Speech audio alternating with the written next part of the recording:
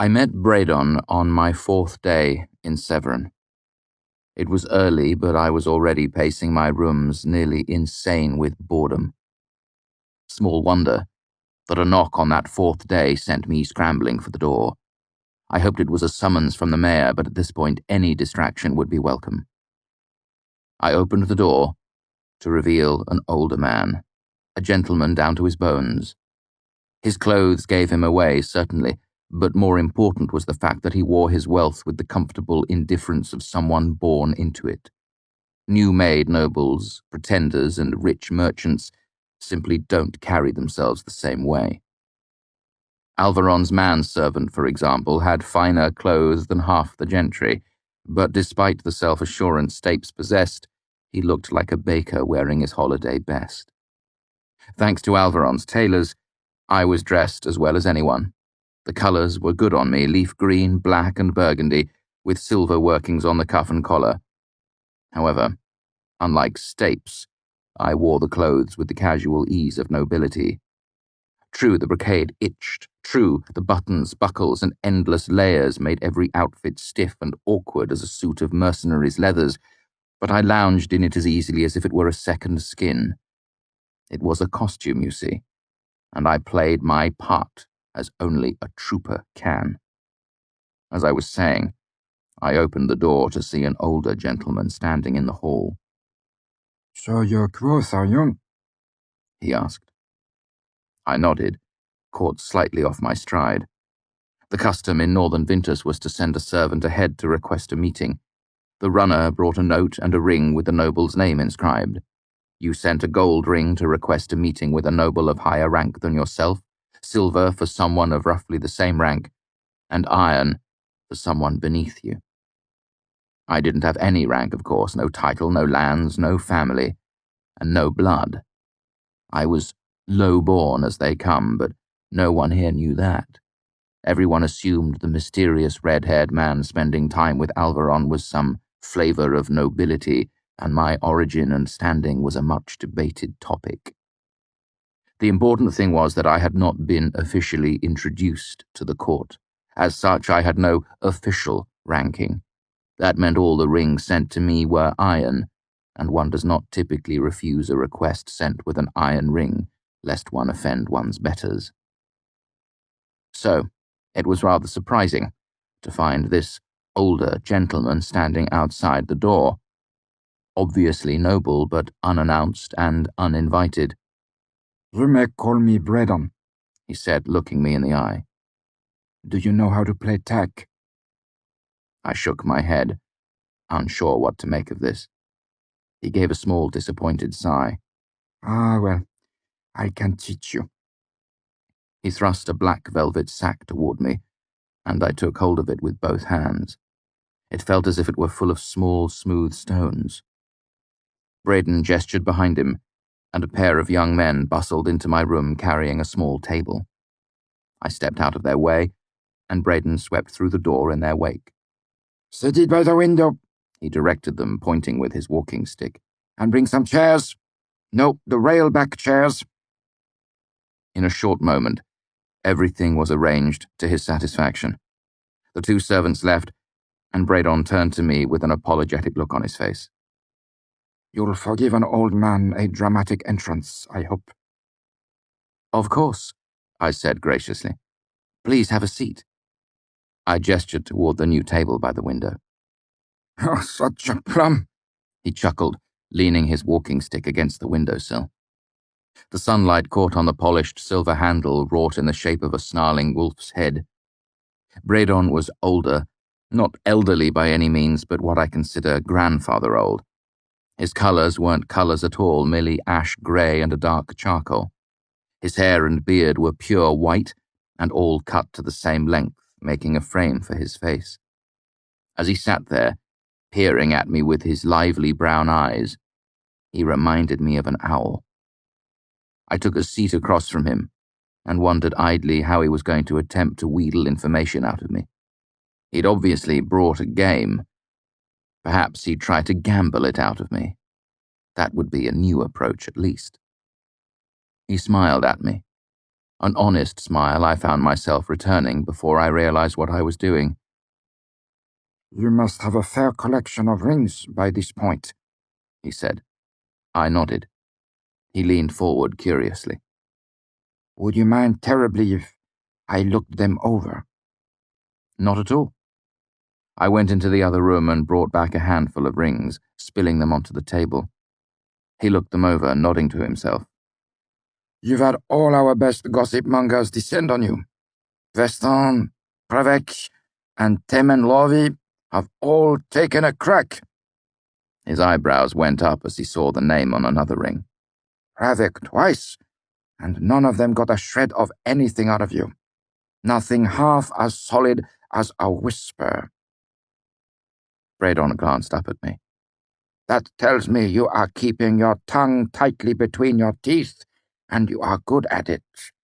Rest assured, I am not here in some vain attempt to pry at your secrets. I didn't entirely believe him, but it was nice to hear. I'll admit that's a relief. As a brief aside, he mentioned casually, I'll mention the rings are traditionally left in the sitting room near the door. They are displayed as a mark of status. I hadn't known that, but I didn't want to admit to it. If I was unfamiliar with the customs of the local court, it would let him know I was either a foreigner or not one of the gentry. There's no real status in a handful of iron, I said dismissively. Count Threep had explained the basics of the rings to me before I left Imre, but he wasn't from Vintas and obviously hadn't known the fine points. There's some truth to that, Bredon said easily, but not the truth entire. Gold rings imply those below you are working to curry your favor. Silver indicates a healthy, working relationship with your peers. He laid the rings in a row on the table. However, iron means you have the attention of your betters. It indicates you are desirable. I nodded slowly. Of course, I said. Any ring the mayor sends will be an iron one. Exactly. Bredon nodded. To have a ring from the mayor is a mark of great favor. He pushed the rings toward me across the top of the smooth marble table. But there is no such ring here, and that itself is meaningful. It seems you're no stranger to courtly politics yourself, I pointed out. Bredon closed his eyes and nodded a weary agreement. I was quite fond of it when I was young. I was even something of a power, as these things go. But at present I have no machinations to advance. That takes the spice from such maneuverings. He looked at me again, meeting my eyes directly. I have simpler tastes now. I travel, I enjoy wines and conversation with interesting people. I've even been learning how to dance. He smiled again, warmly, and rapped a knuckle on the board. More than anything, however, I enjoy playing tack. However, I know few people with time or wit enough to play the game properly. He raised an eyebrow at me. I hesitated. One might assume that someone well skilled in the subtle art of conversation could use long stretches of idle chatter to glean information from an unsuspecting victim. Bredon smiled. By the names on these rings, I can tell you've seen nothing but the most gaudy and grasping of us. You're understandably skittish regarding your secrets, whatever they may be. He leaned forward. Consider this instead. Those who have approached you are like magpies. They caw and flap around you, hoping to snatch something bright to carry home with them. He rolled his eyes disdainfully. What gain is there in that? Some small notoriety, I suppose. Some brief elevation among one's gaudy, gossipy peers. Bredon ran a hand over his white beard. I am no magpie. I need nothing shiny, nor do I care what gossip mongers think. I play a longer, more subtle game. He began to work the drawstring loose on the black velvet bag. You are a man of some wit. I know this, as the mayor does not waste his time with fools. I know you either stand in the mayor's good grace, or you have a chance to gain that grace. So, here is my plan. He smiled his warm smile again. Would you like to hear my plan? I found myself smiling back without meaning to, as I had before. That would be unusually kind of you. My plan is to insinuate myself into your favor now. I will make myself useful and entertaining. I will provide conversation and a way to pass the time. He spilled a set of round stones out onto the marble tabletop. Then, when your star grows ascendant in the mayor's sky, I may find myself in possession of an unexpectedly useful friend. He began to sort the stones into their different colors. And should your star fail to rise, I am still richer by several games of tack. I also imagine it won't hurt your reputation to spend several hours alone with me, I mentioned, given that all my other conversations have been barren things not likely to last a quarter of an hour. There is some truth to that as well, he said, as he began to arrange the stones. His curious brown eyes smiled at me again. Oh yes, I think I'm going to have quite a bit of fun playing with you. My next several hours were spent learning how to play tack. Even if I had not been nearly mad with idleness, I would have enjoyed it. Tack is the best sort of game, simple in its rules, complex in its strategy. Bredon beat me handily in all 5 games we played, but I'm proud to say that he never beat me the same way twice. After the 5th game, he leaned back with a satisfied sigh. Oh, that was approaching a good game. You got clever in the corner here. He wiggled his fingers at the edge of the board. Not clever enough. Clever nonetheless. What you attempted is called a broker's fall, just so you know. And what's the name for the way you got away from it? I call it Bredon's defense, he said, smiling rakishly. But that's what I call any maneuver when I get out of a tight corner by being uncommonly clever. I laughed and began to separate the stones again. Another? Bredon sighed. Oh, alas, I have an unavoidable appointment. I needn't hurry out of the door, but I don't have enough time for another game, not a proper one. His brown eyes looked me over as he began to gather the stones into the velvet bag. I won't insult you by asking if you're familiar with the local customs, Bredon said. However, I thought I might give a few general pieces of advice, on the off chance they might be helpful. He smiled at me. It would be best to listen, of course. If you refuse, you reveal your knowledge of these things. Of course, I said with a straight face. Bredon slid open the table's drawer and pulled out the handful of iron rings we had swept aside to clear the board for our game. The presentation of the rings implies a great deal. If they are jumbled in a bowl, for example, it implies disinterest in the social aspects of the court.